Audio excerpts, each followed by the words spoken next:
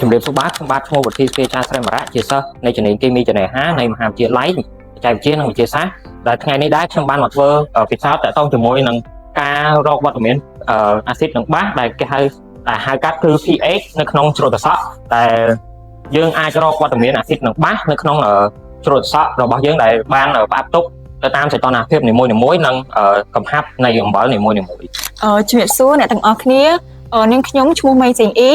ដែលមកពីសាកលវិទ្យាល័យអន្តរជាតិនៃមហាវិទ្យាល័យបច្ចេកវិទ្យានិងវិទ្យាសាស្ត្រហើយថ្ងៃនេះដែរខ្ញុំធ្វើការអនុវត្តទៅលើការធ្វើស្តង់ដារនៃសារធាតុពណ៌ដែលមាននៅក្នុង Energy Drink ហើយគោលបំណងនៅក្នុងការរកសារធាតុពណ៌នេះដែរ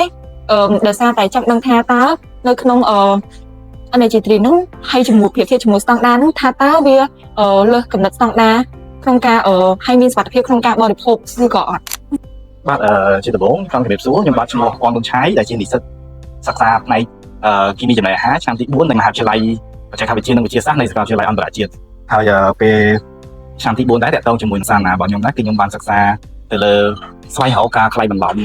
ភាពមិនសុខនៃកាហ្វេដែលយើងបរិភោគប្រចាំថ្ងៃហ្នឹងព្រោះដោយសារតែកាហ្វេយើងរាល់ថ្ងៃហ្នឹងវារីកលូតលាស់ខ្លាំងពេកវាជាប្រភេទដែលសឹងតែថាយើងដើរ 4-10 ម៉ែត្រទៅវាឃើញមកកន្លែងហើយតែប៉ុន្តែចំពោះភាពសុខរបស់កាហ្វេហ្នឹងយើងអត់ទាន់បានដឹងច្បាស់ទេថាកាហ្វេយើងកំពុងតែបរិភោគរាល់ថ្ងៃហ្នឹងគឺវាមានភាពសុខកាហ្វេសុទ្ធឬក៏យើងមានលាយជាមួយសារធាតុផ្សេងៗដូចជាគ្រាប់ធញ្ញជាតិឬក៏ពោធិ៍សណ្ដែកជាដើមដែរព្រោះនៅពេលយើងលាយចឹងទៅវាធ្វើឲ្យទី1បាត់បង់គុណភាពរបស់កាហ្វេយើងហើយនិងទី2វាជាការខ្លាយបន្លំទំនុកចិត្តមួយដែរដែលវាជាការរបៀបថាយើងមិនលក់ជារបស់សពអតិថិជនវាជាការខ្លាយបន្លំអញ្ចឹងហើយខ្ញុំពេលនេះកំពុងតែរៀបចំធ្វើពិសោធន៍ដែរទៅលើ